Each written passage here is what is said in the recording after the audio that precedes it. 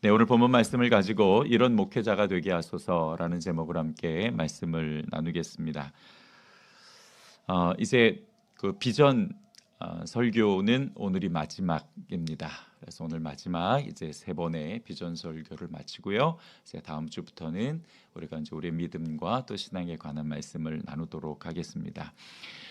저는 개인적으로 목사로 산다라는 것이 참 은혜라고 생각합니다. 만약에 제가 목사가 되지 않았다면 저는 지금과 같은 믿음을 가질 수 있었을까? 과연 그럴 수 있었을까라는 생각이 들기 때문입니다.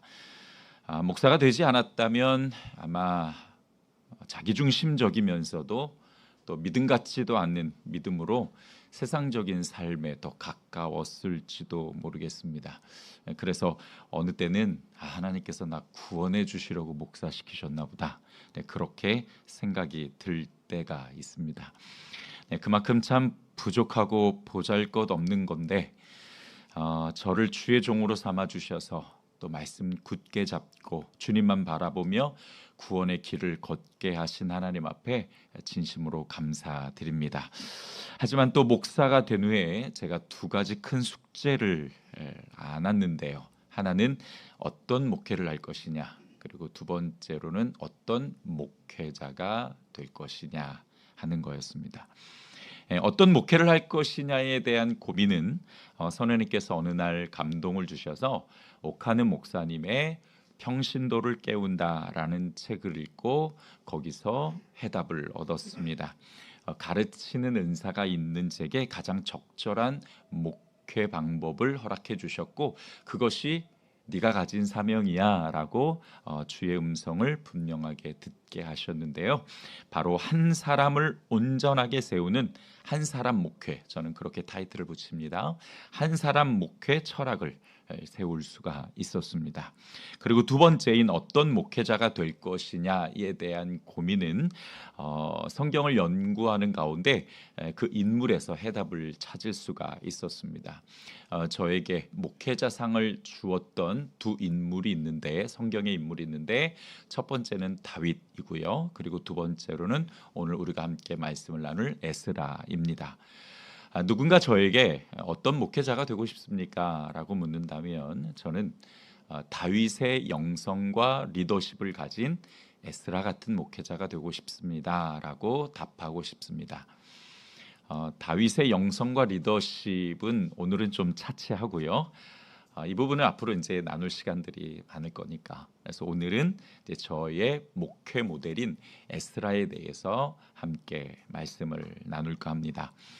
에스라는 어떤 사람이었냐면 대표적으로 이제 그 사람을 상징하는 에스라를 상징하는 대표적인 언어가 뭐냐면 말이 뭐냐면 율법에 능통한 학자 겸 제사장. 네, 이것이 에스라를 대표하는 말입니다. 에스라가 등장할 때가 이제 기원전 444년 정도인데요. 그때는 이미 북이스라엘과 남유다가 전부 망한 후였습니다. 그러니까 북이스라엘은 기원전 722년에 이제 아수르에게 망했고요. 남유다는 586년에 바벨론에 의해 정복당했습니다.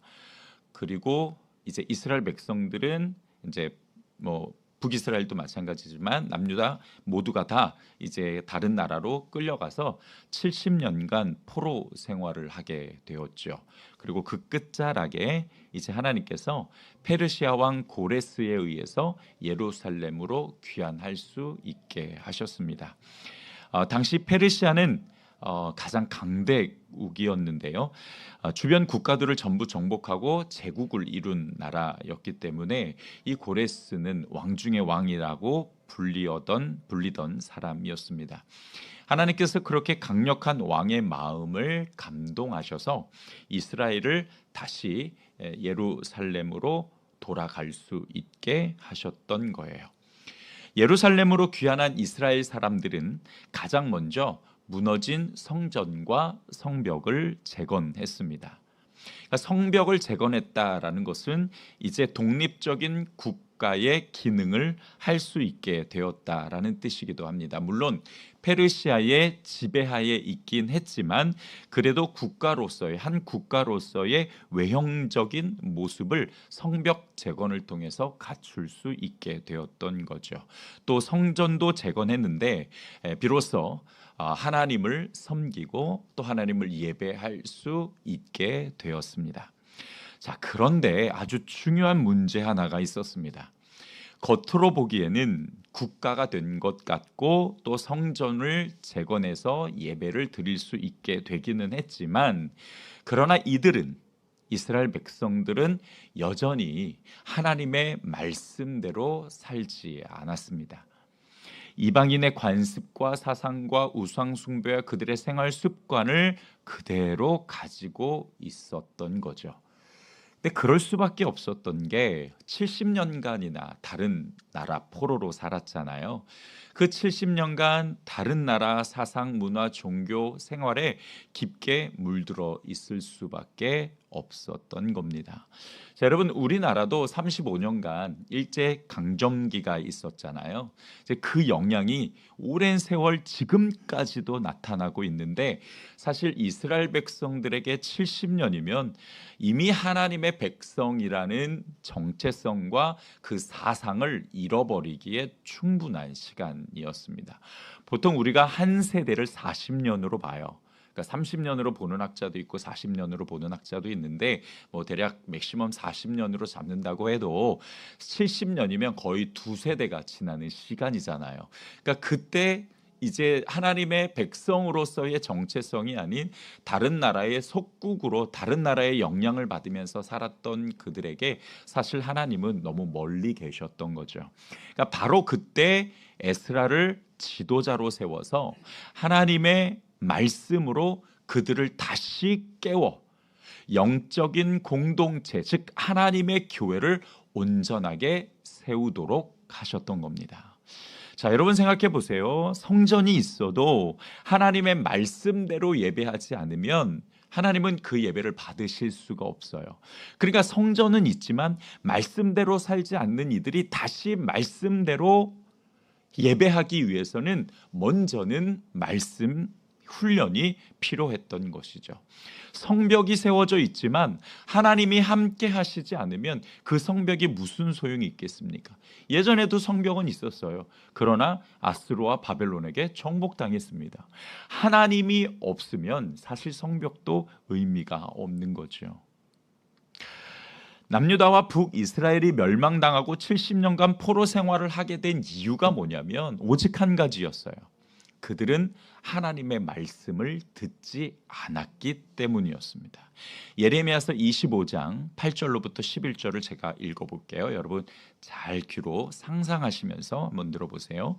그러므로 만군의 여호와가 이와 같이 말씀하시니라. 너희가 내 말을 듣지 아니하였느니라. 보라, 내가 북쪽 모든 종속과 내 종 바벨론의 왕 느부갓네살을 불러다가 이 땅의 그 주민과 사방 모든 나라를 쳐서 진멸하여 그들을 놀램과 비웃음거리가 되게 하며 땅으로 영원한 폐허가 되게 할 것이라. 여호와의 말씀이니라. 내가 그들 중에서 기뻐하는 소리와 즐거워하는 소리와 신랑의 소리와 신부의 소리와 맷돌 소리와 등불빛이 끊어지게 하리니 이 모든 땅이 폐허가 되어 놀랄 일이 될 것이며 이 민족들은 70년 동안 바벨론의 왕을 섬기리라. 하나님께서 이스라엘 백성들을 70년간 바벨론을 섬기도록 그렇게 이미 결정하신 거예요. 근데 그 이유가 뭐냐? 그 이유가 25장 8절에 보니까 너희가 내 말을 듣지 아니하였기 때문이라고 분명히 말씀을 하고 계세요. 하나님은요, 이스라엘 백성들에게 선지자를 정말 부지런히 보내셔서 말씀을 전달하셨어요. 그것이 또 예레미야 7장 13절에 고스란히 나와요. 제가 읽어볼게요. 여호와의 말씀이니라. 이제 너희가 그 모든 일을 행하였으며 내가 너희에게 말하되 새벽부터 부지런히 말하여도 듣지 아니하였고 너희를 불러도 대답하지 아니하였느니라. 말씀을 잃어버린 이스라엘은 하나님을 잃어버렸어요. 그리고 그들이 하나님의 백성으로서의 기능을 이미 다 상실했고 그들의 마음은 하나님이 아닌 우상으로 가득 채워져 있었던 겁니다. 원인이 뭐라고요? 하나님의 뭘 잃어버렸다? 말씀을 잃어버렸다. 말씀을 듣지 않고 그들이 하나님의 말씀을 잃어버렸기 때문에 그들은 하나님을 잃어버렸던 거예요. 그러니까 성전의 기능도 멈추고 이스라엘 백성들의 하나님의 백성이라는 그 영적인 정체성도 다 잃어버렸던 겁니다. 하나님이 결국에서는 그것을 다시 찾기 위해서 70년간 포로 생활을 보내신 거예요. 너희들 좀 갔다 와. 일종의 말하자면 광야 학교죠. 가서 정말 내 말이 얼마나 중요한가 좀 깨닫고 와. 그리고 그들이 돌아왔는데 여전히 그 때의 모습이랑 별반 다를 게 없다라는 거죠. 이 문제를 해결하기 위해서 바로 에스라를 세우셨던 겁니다. 말씀을 먼저 회복시키시고 예배를 회복하고 공동체를 건강하게 세우기 위함이었던 거예요. 그럼 지금 시대도 마찬가지예요. 교회가 아무리 으리으리한 건물이 있어도요, 공동체가 바르게 영적으로 세워지지 않으면 여러분 그 건물이 도대체 무슨 의미가 있냐는 거예요. 교회 안에 사람이 많습니다. 그런데 그 가운데 그리스도의 제자로 훈련되지 않는 그저 무늬만 그리스도인 사람들이 잔뜩 있으면 도대체 뭐 할 거냐고요. 아무 의미가 없습니다. 그래서 참 지도자가 중요하다라는 생각이 드는데요.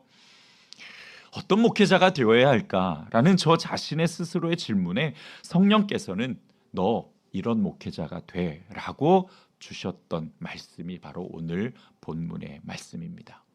에스라같이 먼저 말씀을 바르게 회복하고 그로 인해서 교회가 영적 공동체로서의 정체성을 바르게 잡아 세워질 수 있도록, 그래서 하나님이 일하시고 기뻐하시는 교회가 될 수 있어야 한다라는 그 해답을 제가 받았던 거고, 그것을 오늘 여러분과 함께 이제 비전설교 마지막 세 번째로 나누고 있는 것입니다.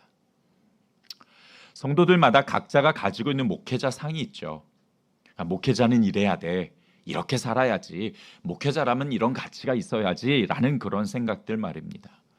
그런데 목회자상이 사람마다 각각 달라요. 여기에 계신 분들에게 여러분의 목회자상이 뭡니까? 라고 좀 적어내세요 라고 하면은 30명이면 30명, 50명, 50명 다 대답이 다를 거예요. 왜냐하면 여러분들이 가지고 있는 가치관을 가지고 목회자를 바라보기 때문에 그 목회자상은 다 다를 수밖에 없는 거죠. 제가 여러분의 목회자상에 근접한 사람이 될지는 모르겠습니다. 그러나 저는 어떤 것보다도 제가 소망하는 것은 하나님 보시기에 옳고 하나님 보시기에 좋은 목회자가 되기를 간절히 소망합니다. 왜냐하면 하나님이 보내셨잖아요. 사람이요, 아무리 많은 계획을 세워도요, 결국 발걸음을 인도하시고 그것을 이루시는 이가 하나님이라고 말씀하신 것처럼 여러분, 저를 이 자리에 세우신 것도 하나님이신 줄 믿습니다. 그러면 제가 누구에게 잘 보여야 되겠습니까? 누구라고요? 제가 성장로님에게 잘 보여야 되겠습니까? 제가 뭐 한장로님에게 잘 보여야 되겠습니까? 아니요. 그러지 않죠, 장로님. 저는 저를 세우신 하나님께 잘 보여야 돼요.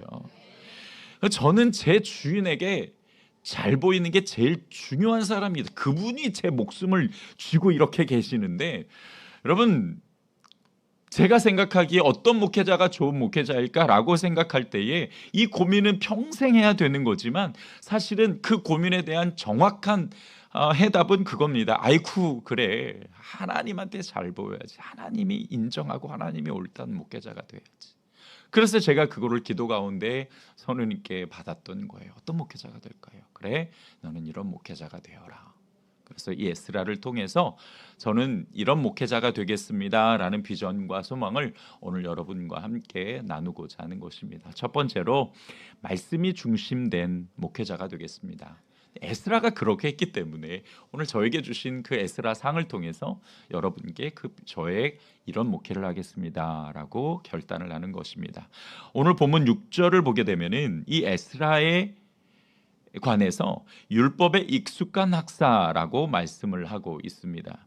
그러니까 율법에 익숙하다라는 것은 정통했다라는 거죠. 에스라가 얼마나 율법에 정통한 사람이었는가 하면은요, 여러분 7장 12절을 보잖아요.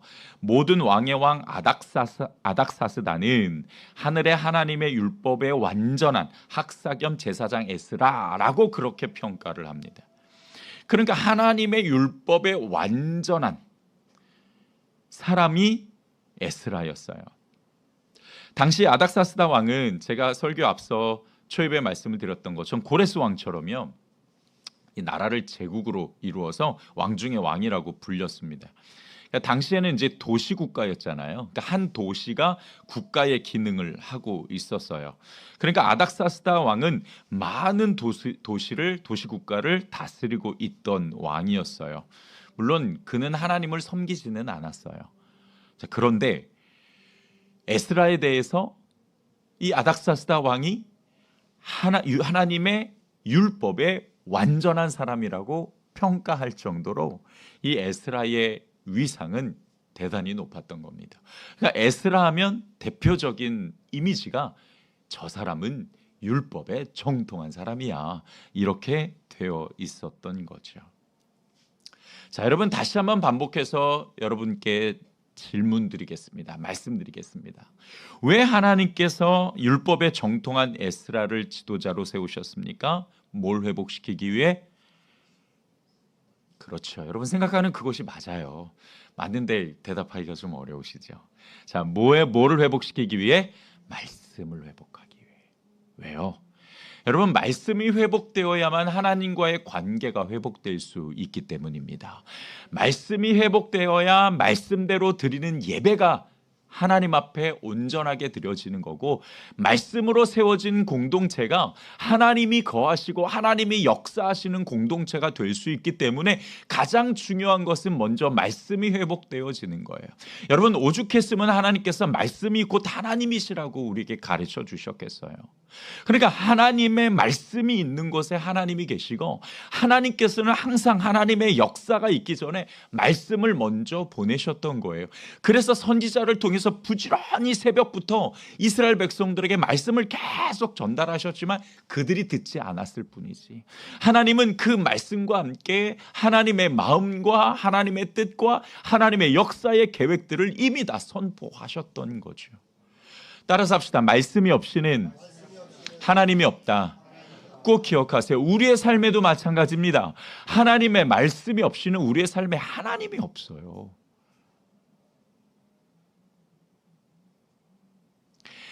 반대로 하나님의 말씀이 있는 곳엔 반드시 하나님이 계시기 때문에 거기에 우리의 삶에 복되고 은혜되고 또 하나님의 놀라운 역사가 있는 삶의 그 성공적인 모습이 있게 됩니다. 하나님의 말씀이 가장 중요한 거예요. 근데 여러분 보세요. 제가 금요일에도 말씀을 드렸는데 사실은 우리가 한 주 동안 얼마나 말씀을 붙잡고 말씀과 씨름하며 살고 있나라고 질문을 던졌을 때 우리는 사실 참 부끄러운 모습들이 많아요. 더군다나 성경을 하나님께서 여러분에게 주셨죠. 여러분 성경책 갖고 오셨어요? 네, 성경이 담겨져 있는 핸드폰도 그것도 매개니까 상관없어요. 꼭 성경책이 하나님이 아니에요. 그 안에 들은 말씀이 하나님이니까 여러분 스마트폰에 있는 그 성경 앱도 역시 하나님을 우리에게 알려주시는 매개니까 괜찮아요. 자, 들어보세요. 이거 들어보세요. 듣는 신용이라도 좀 하세요. 좀. 내가 이거 일부러 내가 뭐 쓸데없는 거 시키겠어요. 다 이유가 있으니까. 자, 내려보세요. 이거 누구에게 주셨다고요? 송 목사한테 주셨다고요? 저한테만 주셨으면 여러분 그 성경 갖고 계시면 안 돼요. 근데 성경을 갖고 계신 건 이 말씀을 나에게 주셨어요. 그럼 여러분 이 말씀을 연구하고 이 말씀을 여러분 알아가기 위해서 많이 보시고 또 묵상하시고 하셔야 되잖아요. 이것을 통해서 하나님을 드러내셨으니까 이 말씀이 여러분 가운데 삶의 기준이 되고 이정표가 될 수 있도록 하기 위해서 하나님이 여러분의 삶에 역사하고 거하시기 위해서 이 성경책을 다 주셨단 말이에요. 네, 우리 냉정하게 이야기해 봅시다. 다 그런 건 아니지만 주일에 한번 딱 설교 듣고 그죠? 또 그거 갖고 또 연구하냐? 또 그렇지도 않잖아요. 그거를 저는 뭐라고 부르냐면 이렇게 부릅니다. 빌어먹을 인생이라고 얘기해요. 왜? 여러분 스스로 해먹을 수 있는데 여러분 스스로 안 먹고 자꾸 저한테만 빌려 먹으려고 그런다는 거죠. 그거 듣고 그것만 가지고 그냥 한 주 내내 살려면은 배고파서 어떻게 살아요? 빌어먹을 인생이 되면은 안 돼요. 더군다나 설교는 선포이고 더군다나 설교는 모든 사람들이 다 들어야 되기 때문에 어느 한 곳에 여러분 각자 개인의 초점을 맞추기는 참 어렵죠. 여러분 각자에게 주신 하나님의 음성이 그 삶 가운데 여전히 필요한데 그러면 여러분들이 그 말씀을 붙잡고 씨름하며 살아가셔야 되는데 그래야 그 삶 가운데 하나님의 놀라운 역사가 있고 하나님의 말씀하심을 통해서 나의 인생을 어디로 끌고 가시는지를 우리가 그 목표점을 알아야 가잖아요. 그냥 하루하루 그냥 시간 보내면 땡인가요? 오늘도 그냥 그렇게 아무 사고 없이 잘 보냈어. 하나님 감사합니다. 그러면 땡인가요? 천만에요. 여러분 어제 어떻게 보내셨어요? 어제 보내셨던 그 하루 이제 우리 하나님 앞에 서잖아요. 그러면 그날 9월 16일 토요일 날 내가 어떻게 살았는지 하나님께서 그 생명수식에 딱 보시고 너 이날 왜 그렇게 살았어? 그렇게 물어보시면 뭐라고 대답하실 거예요? 근데 바빠서 하나님 아시잖아요. 바빠서 어쩔 수 없었어요. 그렇게 하실 거예요? 우리의 시간은 흘러가는 시간이 아니라 쌓이는 시간입니다. 어디 앞에?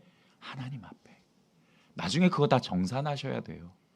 여러분의 말, 여러분의 생각, 여러분의 행동, 여러분들의 결정 그거 다 하나님 앞에 정산 받으셔야 된다고요.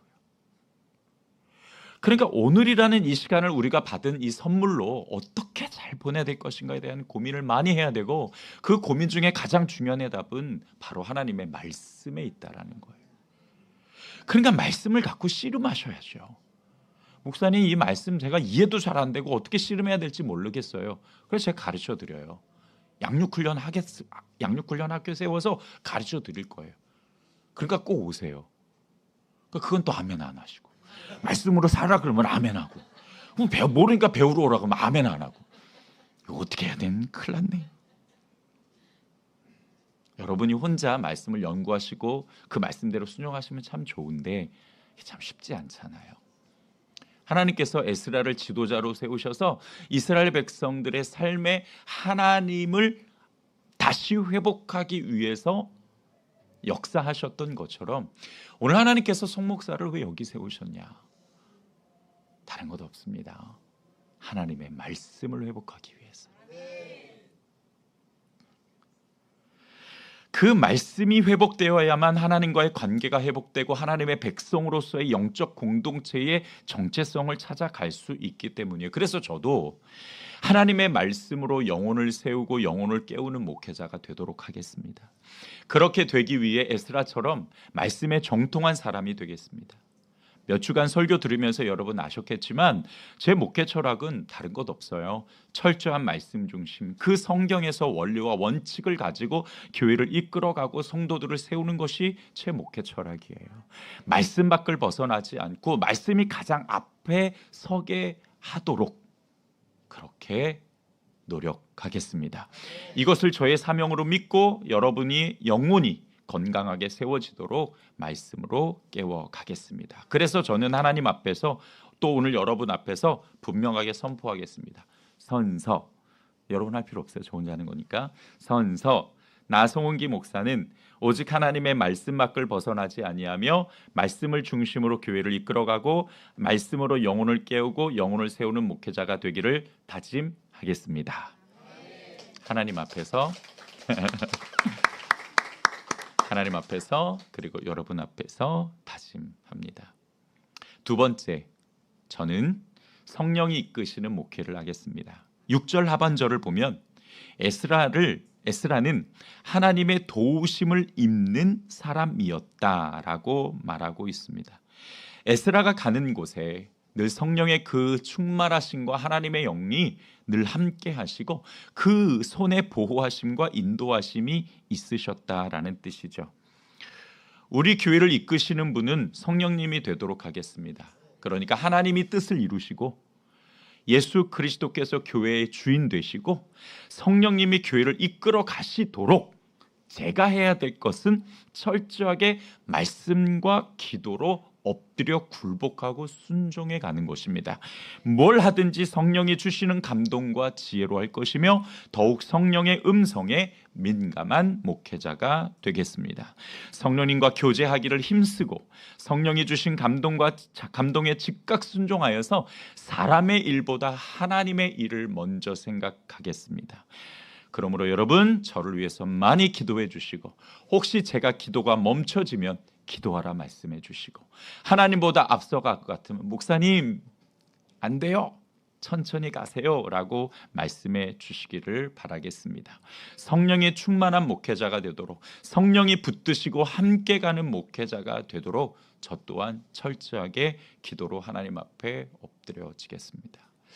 제가 목회를 여러 해 해보니까 목회자가, 물론 모르겠어요, 뭐 다른 분은 어떻게 생각하실지 모르겠지만 저 같은 경우는 목회자가 한 3-4시간 정도 기도하면 가장 적절하다고 생각이 들어요.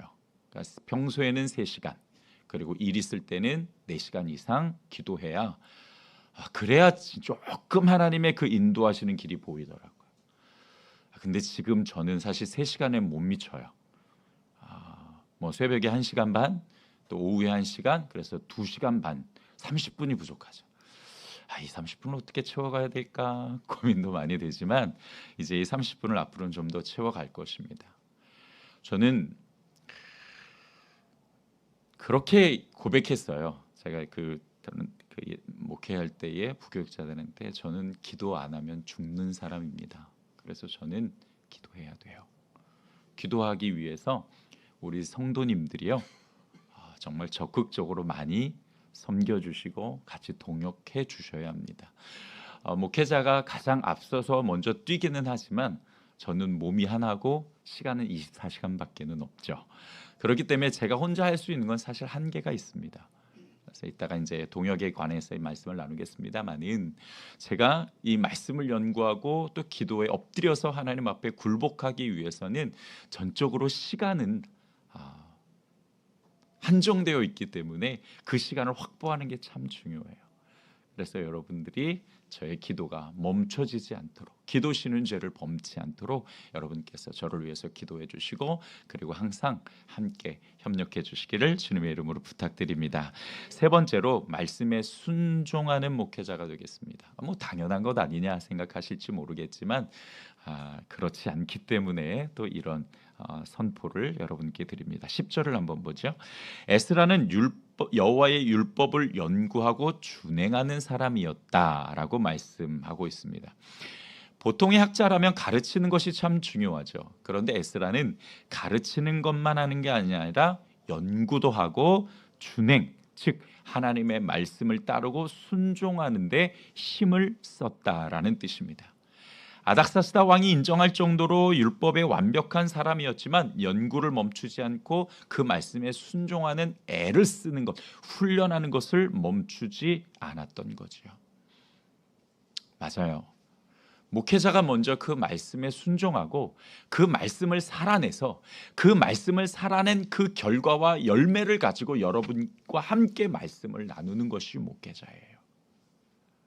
그래서 먼저 그 말씀대로 살아내는 삶을 도전하고, 먼저 목회자가 그리스도의 제자로서의 그 삶을 살아내고 훈련하고 도전하는 것이 정말 중요하다라는 거죠. 저는 개인적으로 제 설교에 영향을 주신 분이 2분이 계십니다. 한 분은 오카는 목사님이시고요, 또 한 분은 박희천 목사님이세요. 오카는 목사님은 그래도 여러분께서 한번 좀 들어보셨을 거라고 생각이 들고요. 박희천 목사님은 그래서 모르시는 분들이 많으시더라고요. 근데 이분은 내수동 교회의 담임 목사님이셨는데 참 오랫동안 목회를 하셨어요. 지금 2분 다 돌아가셨죠. 예전에 총신대 성경 해석학 교수이셨고 평양신학교에서 공부를 시작해서 평생 매일같이 하루도 빠짐없이 성경을 하루에 4시간씩 읽으며 성경 연구를 하셨던 분이에요. 물론 참 공부도 많이 하셨는데 그런 분이 이 성경을 뭐라고 말씀하시냐면 이렇게 당신의 책을 통해서 말씀을 하셨는데, 제가 그분의 책을 보다가 너무 인상 깊어서 한 구절을 갖고 왔습니다. 신구약 성경 하나를 큰 태산에 비한다면 태산의 한 모퉁이를 그저 손가락으로 긁다만 정도밖에는 깨달았다고 느껴지지 않는다. 평생 4시간 성경을 연구하신 분의 고백입니다. 너무 충격을 받아서 도대체 나는 그럼 몇 시간을 연구를 해야 되는 거야? 혼자서 얼마나 신경질을 했는지 몰라요. 여러분, 저는 항상 이분의 말씀을 가슴속에 깊이 새겨 놓습니다. 그리고 하나님의 말씀을 연구하려고 참 많이 애를 써요. 그러니까 그냥 하나님의 말씀을 보는 걸로 그치는 것이 아니라 그 말씀을 묵상하고 연구해서 또 그 말씀을 내가 살아내서 어떻게 하면 내가 살아낸 이 말씀, 경험한 이 말씀, 내가 살아내면서 하나님께서 나에게 그 말씀하시고 역사하셨던 그것을 여러분에게 어떻게 하면 전달할 수 있을까를 참 많이 애를 쓰기도 하고 더욱더 애를 쓸 것입니다. 그걸 가지고 여러분의 영성과 영혼이 그리스도의 장성한 분량에까지 자라날 수 있도록 섬길 것을 하나님 앞과 여러분 앞에 약속하겠습니다. 또 앞서 말씀드렸듯이 말씀은 순종하기 위해 존재하죠. 말씀을 읽고 듣고 쓰고 연구하는 모든 것들이 다 사실은 순종하기 위해서 하는 것입니다. 근데 사실 여러분, 저는 완전하지 못해요. 앞으로도 완전하지 못할 겁니다. 지금은 저와 여러분이 허니문 기간이잖아요. 그래서 뭘 해도 다 예뻐 보이시죠? 무슨 말씀을 해도 그냥 그래 다 고개 끄덕여 주시죠? 그거 얼마 갈 것 같으세요? 한 3개월이면 끝장입니다. 네, 얼마 안 가요. 길어봐야 뭐 제가 경험한 것 중에 길어봐야 뭐 한 9개월, 한 학기 그거지. 웬만하면 3개월이면 허니문 기간 다 끝납니다. 그때 딱 끝나고 나면 이제 여러분들의 허울이 싹 벗겨지면서 송 목사의 그 단점과 송 목사가 잘못하는 모습들이 하나씩 발견되기 시작할 거예요. 어머, 안 그럴 줄 알았더니 그러시네. 어머, 이건 이렇게 해야 되는 거 아니야? 이거 왜 이렇게 하시지? 막 그런 것들이 이제 다 보이기 시작할 거예요. 그럴 때 여러분은 어떻게 하실 거예요? 하나님, 저 목사님을 저 목사님을 깨닫게 해주시오. 여러분, 그러면은 안 되고요. 저는 제 자신이 얼마나 허당인지 잘 알아요. 사실 어느 권사님이 저에게 그러시더라고. 목사님은 뭐든지 다 잘할 것 같으세요. 저한테. 뭐 다 잘하긴 해요. 뭐 찬양도 잘하지. 뭐 설교도 그만하면 됐지. 뭐 운동도 오랫동안 해왔으니까 운동도 잘하지. 뭐 또 뭐가 있을까요? 뭐 생긴 것도 뭐 생긴 건 빼고 뭐 그냥 뭐 그 정도면 준수 그냥 평범한 평균치라고 생각해요. 근데 평균치인데 이제 여러분의 담임으로 왔으니 뭐 얼마나 예뻐 보이시겠어요. 다 잘해 보이겠지. 근데 그렇지 않아요. 허당이에요, 허당. 보고 뜯어보고 또 뜯어보면 이것도 부족하고 저것도 부족한 게 많을 거예요. 그런데 여러분, 제가 그럼에도 불구하고 여러분에게 딱 한 가지 약속드리고 싶은 게 있어요. 저는 그렇게 연약하기 때문에 더 예수님을 닮아가기 위해 애쓰고 노력하고 훈련하는 것을 평생 멈추지 않을 거예요. 연약하니까. 완벽하면 뭐하러 그런 노력을 하겠어요. 뽐내면서 살지. 근데 너무 허당이어서요. 너무 연약해서 저는 더 예수님을 닮아가려고 한 발자국 더 노력하고 했을 겁니다. 여러분보다 반보 앞서 있을 거예요, 아마. 근데 그 반보 때문에 이 자리에 서는 거고 여러분에게 말씀을 전달하는 것뿐입니다. 더 겸손할 거고요. 그리고 자랑할 거리도 없습니다. 그저 여러분들이 저의 못난 모습을 보시면은 꼭 하나만 기억해 주세요. 그래도 우리 목사님은 누구보다 예수님을 닮아가기 위해서 애쓰고 노력하는 분이야. 그냥 이거 하나만 기억해 주시면 그래도 조금 낫지 않을까, 그런 생각이 듭니다. 제 평생 소원이 있어요. 뭐냐면 저는 이제 제가 임종하기 전에 우리 자녀들 불러놓고, 다 딸들이잖아요. 애들아, 아빠는 어제 이런 부족한 부분이 있었는데 오늘 이렇게 예수님을 더 많이 닮아갔단다. 이런 변화들이 아빠의 삶 가운데 있었단다. 그렇게 아빠는 조금 더 예수님을 향해서 노력하면서 살았어라고 이야기하는 것이 저의 평생 소원이에요. 그래서 저는 가끔 우리 자녀들한테 진단을 받아요. 서연아, 요즘 아빠 어떻게 좀 많이 변한 것 같아? 이렇게. 그러면 저희 자녀들이요, 냉정하게 대답을 해줘요. 아빠 그때 이랬잖아. 아빠 저 때 이랬잖아. 그럼 꼭 집어주면 그래, 그때는 아빠가 그랬네, 미안해, 사과도 하고. 그리고 그때 돌아보면서 그래, 내 아이들에게는 내가 하나님인데, 물론 부모는 자녀의 하나님이에요. 그래서 자녀는 부모를 통해 하나님의 모습을 보는 거고, 그래서 자녀는 부모를 통해 상처받으면 하나님도 그대로 상처의 눈으로 하나님을 바라볼 수밖에 없어요. 여러분이 하나님이 되어주셔야 돼요. 그래서 저도 우리 자녀들에게 하나님이 되기 위해서 참 애를 쓰고 노력을 합니다. 그러니까 제가 어느 날 큰딸한테 물어봤어요. 전 큰딸한테 되게 미안한 사람이거든요. 큰딸한테 물어봤어요. 그랬더니 아빠 잘하고 있어. 노력 많이 하잖아. 그거 내가 알아. 그렇게 이야기를 해주더라고요. 얼마나 고마워가지고 울었는지 몰라요. 우리 자녀들에게뿐만 아닙니다.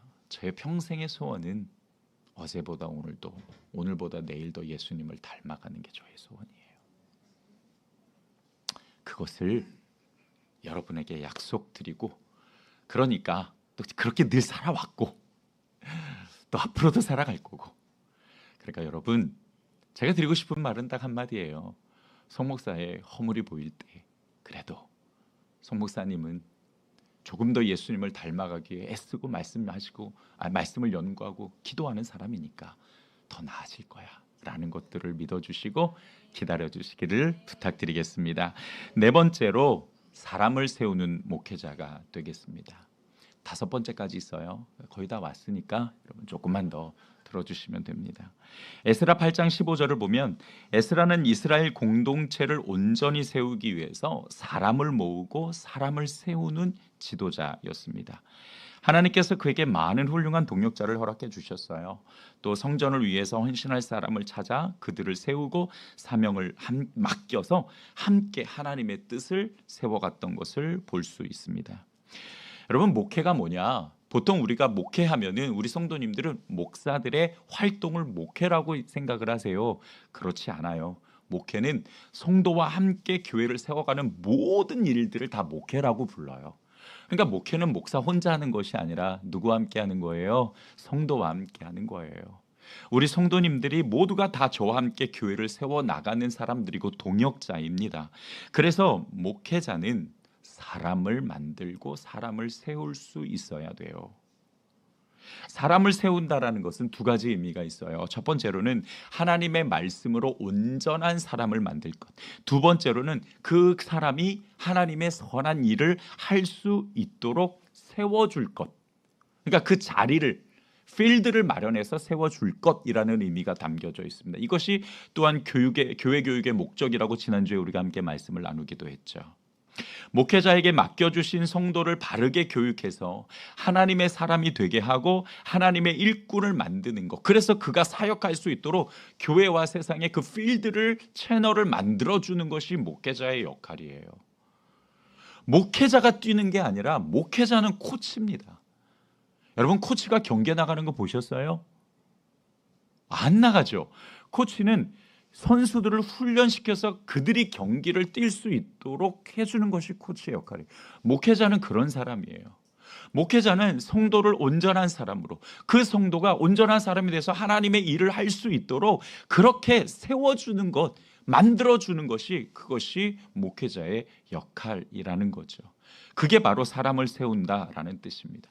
그래서 저는 한 영혼을 온전히 세우는 목회자가 될 것입니다. 저의 목회 철학을 대표하는, 저의 목회 철학을 이야기할 수 있는 성경 구절이 있는데요. 골로새서 1장 28절이에요. 1부 때 보니까는 다 찾으시더라고요. 그래서 저는 되게 감사하고 놀랍고 감동했는데, 우리 2부 오신 성도님들도 찾아보셨으면 좋겠어요. 자, 골로새서 1장 28절 한번 찾아봅시다. 신약 성경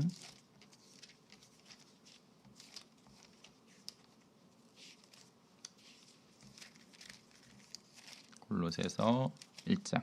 네, 325페이지 정도에 있습니다. 신약 성경 325페이지.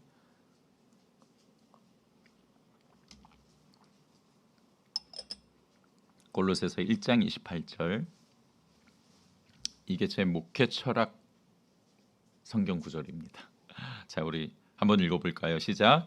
우리가 그를 전파하여 각 사람을 권하고 모든 지혜로 각 사람을 가르침은 각 사람을 그리스도 안에서 완전한 자로 세우려 함이니 이를 위하여 나도 내 속에서 능력으로 역사하시는 이의 역사를 따라 힘을 다하여 수고하노라. 아멘. 자, 여러분, 이 우리가 읽은 구절에 반복되는 단어가 하나 있어요. 뭐예요? 각 사람. 그러니까 각 사람을 권하고 지혜로 각 사람을 가르침은 각 사람을 그리스도 안에서 완전한 자로 세우기 위함이다라고 말씀하세요. 그러니까 여기서 각 사람은 한 사람을 이야기합니다. 그래서 아까 한 사람 목회, 한 사람 철학이라고 말씀드린 게 한 사람 한 사람을 하나님의 그리스도 안에서 완전한 자로 세우는 것이 목회자의 사명이에요. 그래서 각 사람을 권면하고 지혜로 가르쳐야 된다라는 거예요. 그거를 위해서 바울 사도는 성령을 따라 힘을 다해 수고했다라고 말하고 있습니다. 목회자가 가장 중점을 두고 해야 될 사역은 뭐냐? 한 사람 한 사람을 하나님의 그리스도 안에서 완전한 자로 세우는 것이 그것이 목회자의 사명이에요. 그게 목회자가 해야 될 일입니다. 설교를 통해서는 각 사람을 세울 수 없어요. 이건 오직 여기 봐도 가르침이라는 그 교육을 이야기한 것처럼 목회자가 해야 될 것은 성도 한 사람 한 사람을 붙들고 완전한 자로 세우는 것. 여러분, 제가 다른 목사님들 그 양육 훈련을 컨설팅 해드려요. 근데 이제 그렇게 컨설팅 해드리고 디자인 해드리면서 어떤 정신으로 어떻게 각오를 하고 해야 되는지를 늘 말씀드리거든요. 그 각오를 어느 정도의 각오를 해야 되는지를 말씀드리고 나면 이제 반응들이 다 비슷해요. 아유, 어렵겠는데 꼭 그렇게만 해야 돼? 네, 목사님, 그렇게 안 하면 이거 못해요. 그래? 다음에 올게. 그래서는 가시고서는 안 와요. 다음에 전화할게. 그래서는 전화 안 하시고. 왜 그런지 아십니까? 목숨 걸어야 되기 때문에. 그래서 목사님들이 잘 못하세요. 근데 저는 성경에서 이렇게 말씀하셨으니까, 또 이것이 저에게 주신 사명이니까 저는 바로 이 사역에, 여러분들을 완전한 자로 세우는 이 사역에 저의 목숨을 걸고 도전할 것입니다. 그러니까 여러분들, 저는 여러분들을 완전한 자로 세우는 사명이 있고, 여러분은 저로 인해서 완전한 자로 세움을 받아야 되는 의무가 있어요. 그러니까 여러분 반드시 양육훈련 받으셔야 됩니다. 그렇지, 내가 야멘 적어줄 줄 알았는데요, 어쩔 수 없다고 생각이 들어요. 이런 목회자가 되겠습니다. 아멘. 여러분도 하셔야 됩니다. 여러분, 목회는 목사 혼자 하는 게 아니라고 말씀을 드렸죠. 저의 목회의 대상은 여러분이잖아요. 여러분이 바치고 여러분이 귀한 은혜의 자리입니다. 꼭 함께 동참하셔서 함께 여러분들이 완전한 자로 세워져서 영적 리더가 되고, 그 영적 리더가 되어서 가정과 교회와 세상을 건강하게 세워가는 그 그리스도인의 예수님을 따르는 제자가 될 수 있도록 우리가 함께 이 사역을 전진해 감으로써 교회가 교회다워질 수 있고, 우리 성도님이 하나님이 기뻐하시는 성도다워질 수 있는 은혜가 가득하기를 주님의 이름으로 축복합니다. 어쨌든 저는 이 사역에 목숨을 걸 것입니다. 그게 목회자가 해야 될 일이니까요. 꼭 기억해 주세요. 마지막 5번째입니다. 하나님만 의지하고 바라보는 목회자가 되겠습니다. 8장 21절을 보면 에스라가 예루살렘으로 내려가는데 이 아닥사스다 왕이요, 보호병을 붙여주려고 그래요. 야, 너 그거 니들끼리 가면은 그 공격받을 수가 있으니까 내가 보호병 붙여줄게. 아닥사스다 왕이 에스라에게 이야기를 해요. 근데 에스라가 뭐라고 이야기하냐면, 아니요, 왕이시여, 필요 없습니다.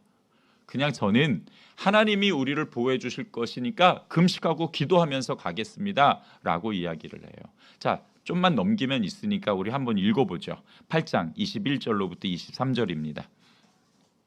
함께 읽어볼게요. 시작. 그때에 내가 아하와 강가에서 금식을 선포하고 우리 하나님 앞에서 스스로 겸비하여 우리와 우리 어린아이와 모든 소유를 위하여 평탄한 길을 그에게 간구하였으니 이는 우리가 전에 왕에게 아뢰기를 우리 하나님의 손은 자기를 찾는 모든 자에게 선을 베푸시고 자기를 배반하는 모든 자에게는 권능과 진노를 내리신다 하였으므로 길에서 적군을 막고 우리를 도울 보병과 마병을 왕에게 구하기를 부끄러워하였습니다. 그러므로 우리가 이를 위하여 금식하며 우리 하나님께 간구하였더니 그의 응답하심을 입었느니라. 아멘. 조금 어렵지만 말하자면 이겁니다. 앞서 말씀드렸듯이 아닥사스다 왕이 보병 붙여줄게. 아니요. 하나님이 우리를 보호해 주십니다. 기도하고 금식하며 나아갈 것입니다. 그렇게 전적으로 하나님의 도우심의 손길을 바라고 하나님만 의지하고 바라보았다라는 거죠. 여러분 그래요. 지도자가 사람 의지하잖아요. 다른 세상의 것들을 의지하잖아요. 그러면요, 죄송한데 성도도 똑같이 그러더라고요. 여러분 목회자는 하나님만 바라봐야죠. 사람에게 기대하고 사람에게 뭔가를 찾으려고 하면 안 됩니다. 물론 성경 말씀하신 대로 목회자는 성도들에게 영적인 것을 주고 성도들은 육적인 것으로 채워주는 것이 그것이 성경적인 모습입니다. 그건 맞아요. 그러나 그거는 서로의 영적 관계에서 서로가 주고받아야 되는 그 모습을 이야기한 거지 의지의 대상을 이야기하는 것은 아니죠. 저는 그래서 분명하게 선언하는데 사람을 의지하거나 세상의 어떤 것들을 기대하고 바라지 않고 오직 하나님만 의지하고 하나님만 바라보는 목회자가 되겠습니다. 부족하지만 에스라를 보면서 이런 목회자가 되어야겠다라는 목표로 삼았습니다. 말씀으로 영혼을 깨우는 목회, 성령님이 이끄시는 목회, 말씀을 연구하고 순종하는 목회, 사람을 세우는 목회, 그리고 하나님만 의지하며 기도하는 목회자. 이런 목회를 실천하는 목회자가 되겠습니다. 결코 하나님 앞에 부끄럽지 않는 목회자, 여러분 앞에 부끄럽지 않는 목회를 하겠습니다. 많이 기도해 주시고 앞으로 여러분과 함께 그리스도를 닮아가며 지금보다 더욱 성정해 가고 성숙해 가는 목회자가 되도록 노력하겠습니다. 이 자리에 설 수 있게 하시고 여러분과 함께 목회할 수 있게 하신 하나님 앞에 진심으로 감사와 영광을 올려드립니다.